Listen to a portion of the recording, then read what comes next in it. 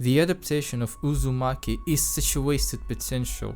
To be honest, I did enjoy the show, but it just has so many glaring issues with nearly everything, especially with animation and storytelling, that I just can't overlook. But first, let me briefly talk about my relationship with Junji Ito, the author of the original Uzumaki manga.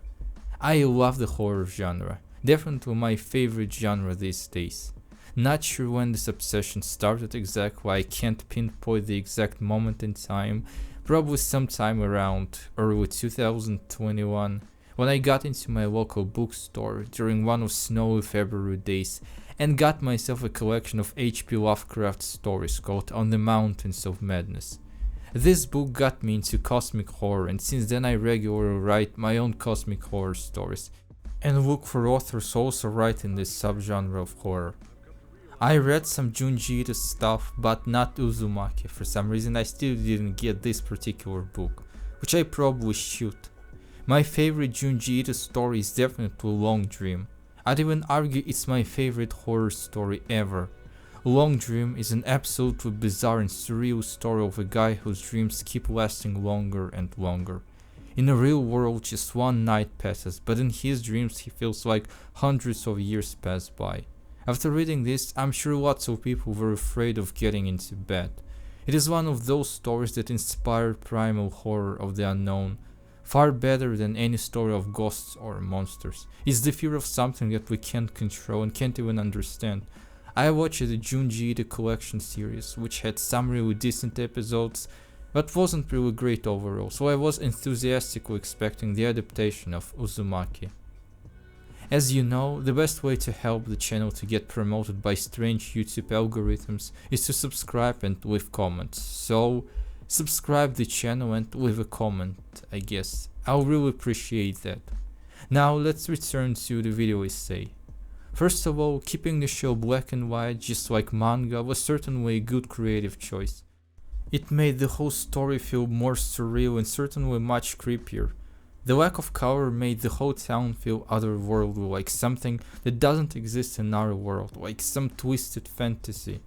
The lighthouse made me feel the same way, by the way. Black and white is a great choice for the horror genre. To me, all those old horror movies feel so much more disturbing and surreal compared to modern horrors, which I also like. Coloring Uzumaki would have certainly taken, at least partially, this disturbing vibe away. Animation is most people's biggest issue with this anime, and honestly, it's an absolutely valid point of criticism. The first episode looks good. Yeah, sure there is CGI which most people don't like, but it wasn't out of place.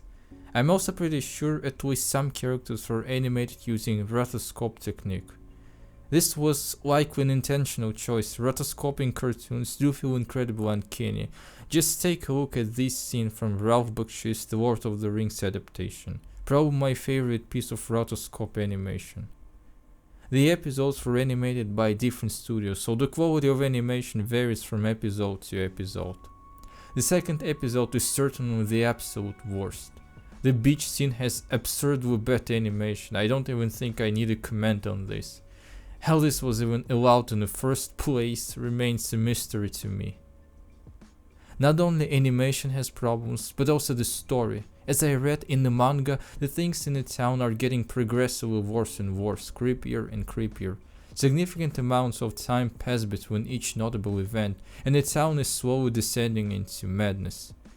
However, I didn't feel that way in the show. In the show, everything is just happening way too quickly. I didn't feel any gradual descent into horror. It felt like everything was happening almost at the same time. Everything was just piled up together. It never felt like the town even had some sort of normal life.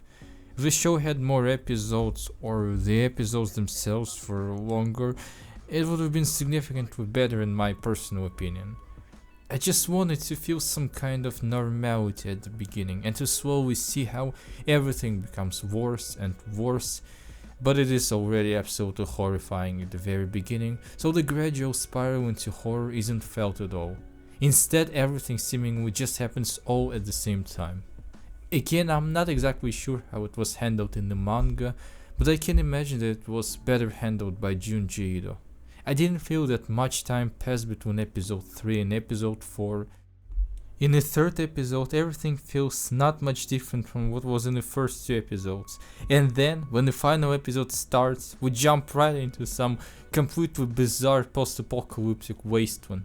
Another reason why the show disappointed me is less severe, but I just felt that the story has too many characters and it can't comfortably focus on anyone's personal story. Not to mention that the supposedly main characters were pretty bland to me, just like their weird quasi-romantic relationship. But that's not a big issue since humans aren't really the main focus of the story. Another thing I'd like to address is towards Junji himself, about the logic of the whole story.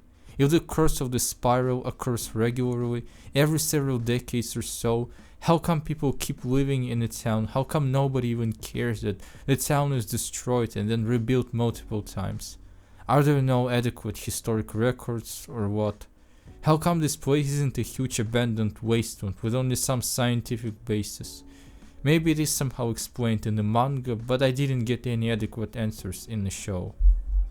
Overall, the show was disappointing for sure, but as I mentioned at the beginning, I still enjoyed it more or less. It has a really good creepy atmosphere, some actual unnerving moments.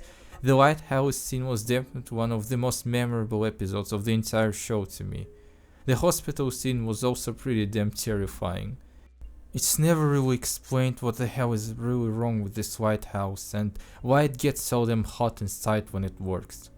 Plus, Colin Stetson's music was definitely decent. I immediately got very excited when I saw his name in the opening sequence. For those who don't know, Colin Stetson is a really good saxophonist who worked with Arcade Fire, a Canadian indie rock band. I listened to a couple of his solo albums, but my favorite work of his remains the soundtrack for Ari Aster's Hereditary movie. I listened to a track called Reborn, it's absolutely fantastic. Thanks to Adult Swim for getting Stetson on board, it's hard to imagine a more fitting candidate to write music for Uzumaki. If you want a good scare, the Uzumaki will certainly satisfy you. But if you want a good story, you should probably pick the manga, that's what I intend to do.